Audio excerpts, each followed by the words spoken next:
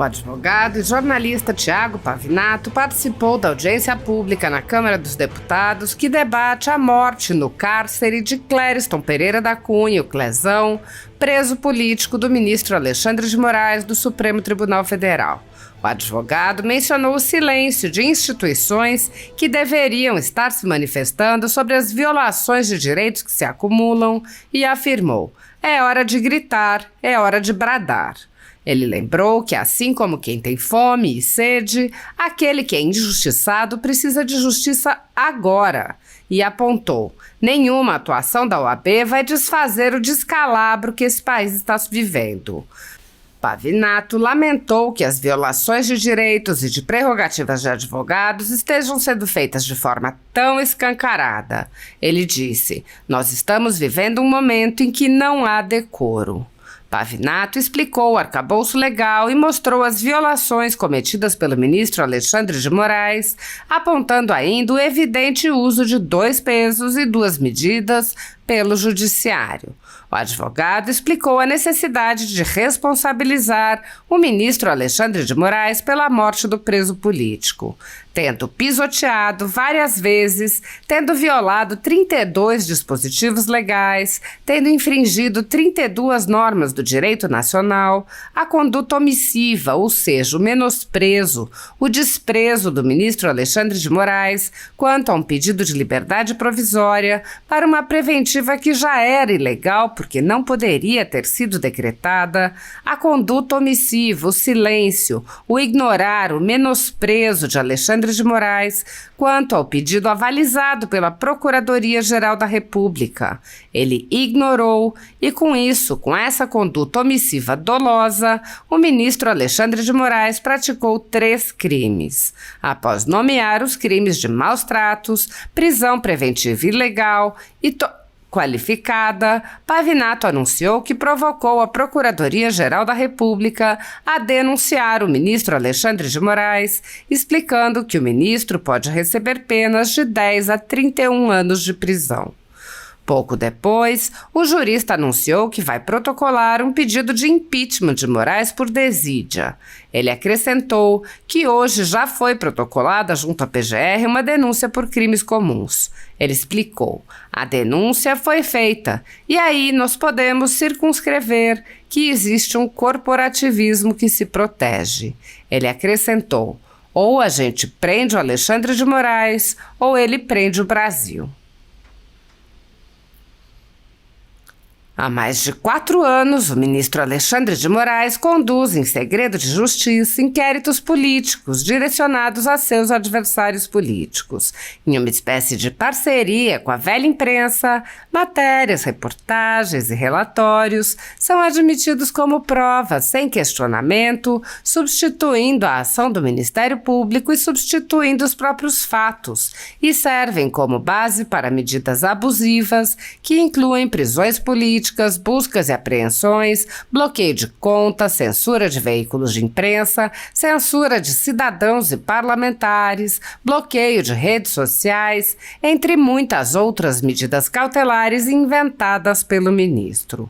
O mesmo procedimento de aceitar depoimentos de testemunhas suspeitas e interessadas e tomar suas palavras como verdadeiras se repete em diversos inquéritos nas cortes superiores. Esses depoimentos, relatórios e reportagens produzidos por pessoas interessadas embasam medidas extremas contra conservadores sem qualquer chance de defesa ou acesso ao devido processo legal.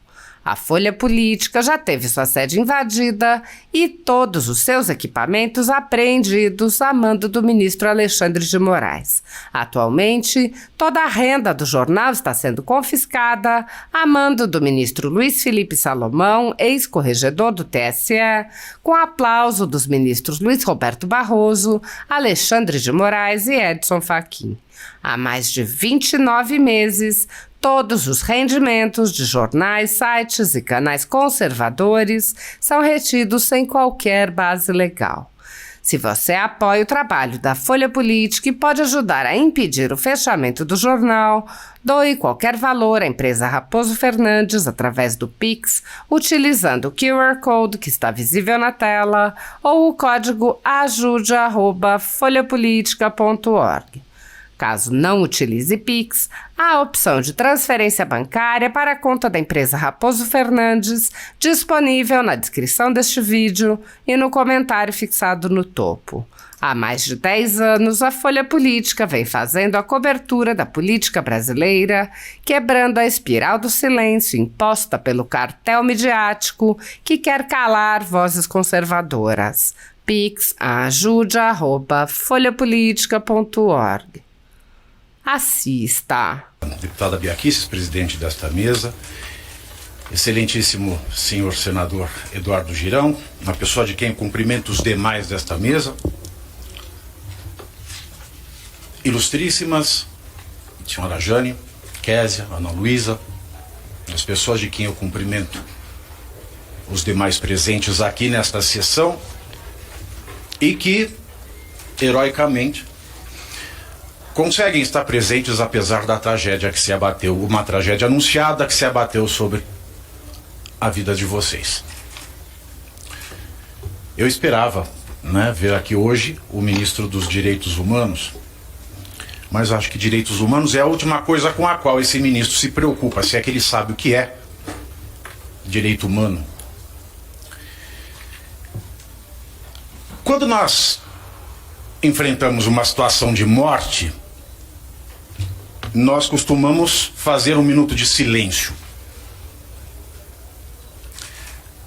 Mas o único silêncio que é cabido neste momento, e que é o único silêncio que eu tenho notado, é o do ministro Alexandre de Moraes, do Supremo Tribunal Federal, que, contrariamente a tudo que se viu da sua vida como ministro, sempre foi falar, falar, falar e falar. Desde o dia da morte do Clezão, ele está espantosamente em silêncio. Para nós, nesse momento, não há oportunidade de silêncio. É hora de gritar, é hora de bradar.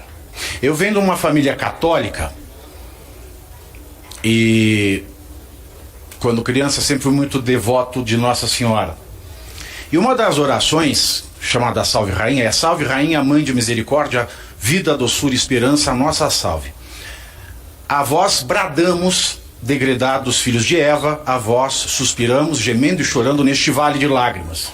E o Brasil virou um vale de lágrimas. Eia, pois, advogada nossa, esses vossos olhos misericordiosos a nós volvei.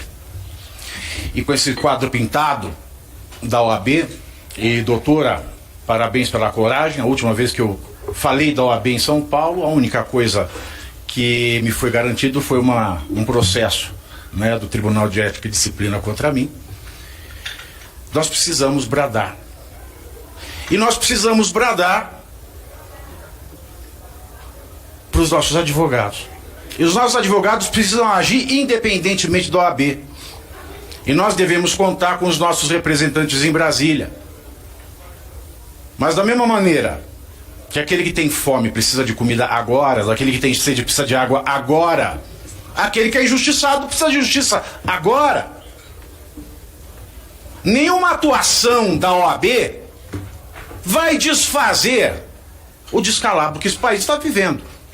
Aliás, eu lembro que no dia 31 de dezembro do ano de 2022, uns jornalistas de esquerda escreviam assim: acabou a noite do fascismo.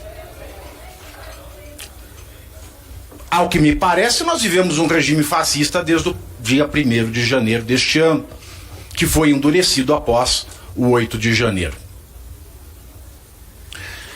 Quando nós vemos essa violação escancarada das prerrogativas do advogado e, por ricochete, do direito à amplíssima defesa que qualquer réu tem ao ser acusado de um crime, tudo muito escancarado, tudo muito aberto,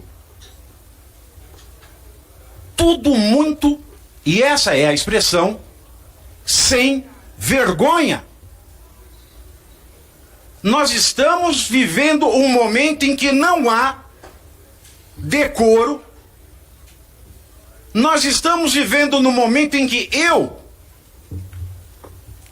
que desde 2017 sou um crítico da prisão preventiva, desde a Lava Jato, e naquela época me chamavam de comunista, porque eu era contra as prisões da Lava Jato. Mas hoje eu continuo fazendo as mesmas críticas. Por quê? Independentemente de direita ou de esquerda, eu sou direito antes de qualquer coisa. E por ser direito, muito me espanta a mudança de posicionamento ou silêncio absoluto de ministros que, à época da Lava Jato, diziam o seguinte, diante de prisões preventivas que não atendiam aos requisitos legais, que extrapolavam a questão de tempo. Ministros como o ministro Gilmar Mendes, que nunca deixou de dizer que esse tipo de prisão preventiva é, aspas, coisa de pervertidos. Claramente se trata de prática de tortura. O que é que aconteceu? O que é que mudou? Porque, pelo que eu saiba, a legislação penal, processual penal, aliás, entre a Lava Jato e o 8 de janeiro, ela mudou de maneira a diminuir as hipóteses de prisão preventiva e não de aumentar. O artigo 316, que foi alterado por uma legislação em 2019 do Código de Processo Penal, no seu parágrafo único, ele obriga o magistrado a, de 90 em 90 dias, reavaliar a prisão preventiva. Está lá na lei. É obrigação do juiz. Mas o STF, sempre ele, na sessão que decidiu o habeas corpus, famoso, do traficante André do Rap, decidiu que a lei não pode ser aplicada. Que, se não revista no prazo máximo de 90 dias, a cada 90 dias, a prisão preventiva não se torna manifestamente ilegal. E o texto da lei diz que, se não revisada, até o prazo de 90 dias, pelo juiz da execução, a prisão preventiva se torna manifestamente ilegal. É o texto da lei. Mas o STF diz que não. Ela não se torna porque o advogado tem que provocar o juiz. Se ele não provocar o juiz, pode passar 90, 100, 200, 300, mas no caso do Clezão, passaram-se mais de 300 dias. 300 dias. Desde o primeiro pedido de liberdade provisória, e eu fiz o cálculo, foram 200. Ou seja, nós estávamos vendo aí uma prisão preventiva triplamente ilegal de acordo com o artigo 316, parágrafo único do Código de Processo Penal. Eu fiz uma contagem e o ministro Alexandre de Moraes, no mínimo, violou 32 dispositivos. 32. Não é um, não é dois, não é três. São 32. Ele viola desde dispositivos da lei de introdução às normas do direito brasileiro, que estabelecem deveres ao magistrado e que devem ser cumpridos, porque ele não está acima da lei. Ele violou o Código de Ética da Magistratura Nacional, a Lei Orgânica da Magistratura Nacional, o Código de Processo Civil, que manda dar prioridade na tramitação de processo em quem está em grave estado de saúde. Agora, que prioridade foi dada em um processo em que 8 vezes se pediu a liberdade de um réu com estado grave de saúde preexistente ao cárcere, preexistente, ou seja, ele estava proibido pelo artigo 315 do Código de Processo Penal, é lixo, a lei é lixo, ele estava proibido de dar uma prisão preventiva a quem está com estado grave de saúde. Meus senhores, Se existe um demônio nesta terra, é João de Deus. Não, eu não vou falar outra coisa. João de Deus. João de Deus já foi condenado a exatamente 489 anos e 4 meses de reclusão. 489 anos e 4 meses. João de Deus.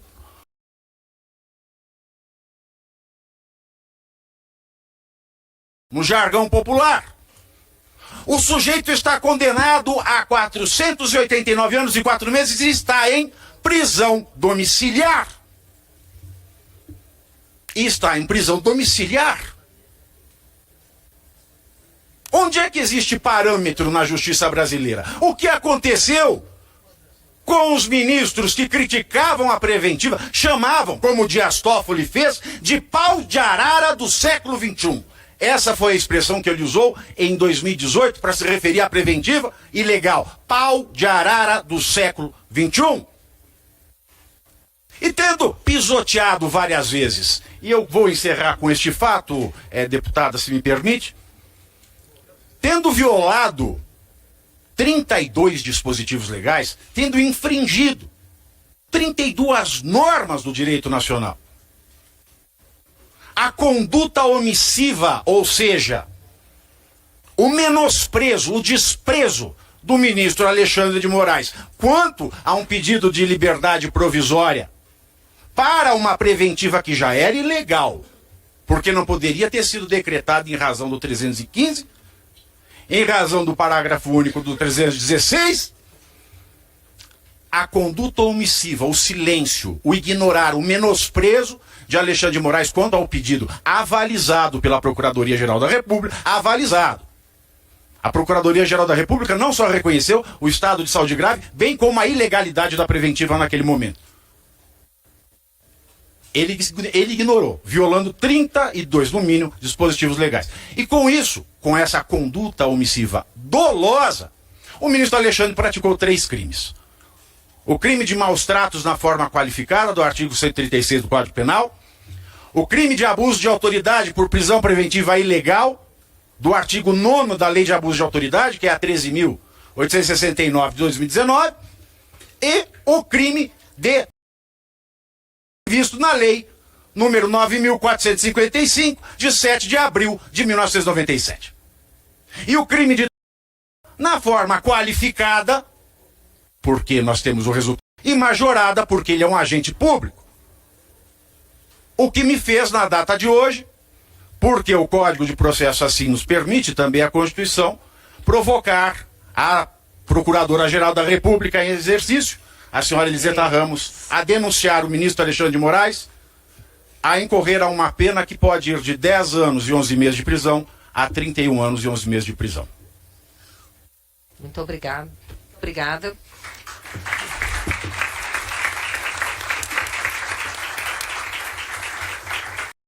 Senador Girão, de acordo com o artigo 41 da lei de impeachment, amanhã eu vou apresentar à mesa diretora, em nome da família do Clezão, um pedido de impeachment por desídia.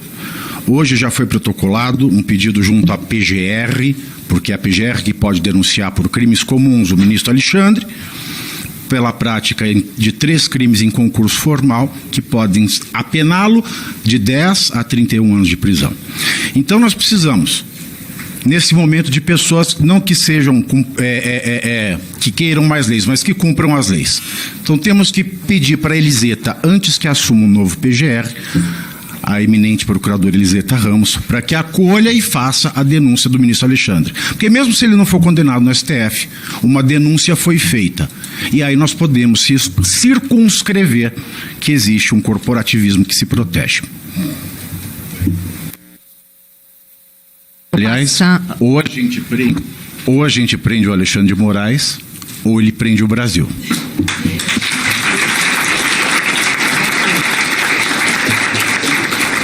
Vou passar agora